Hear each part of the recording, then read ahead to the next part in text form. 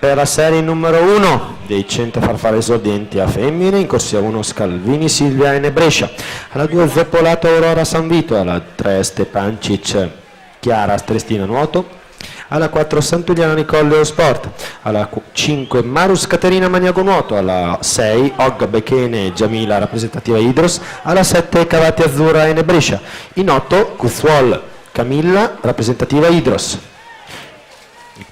Ricordiamo anche il record della manifestazione che appartiene a Sofia Sartori in 1:06:94.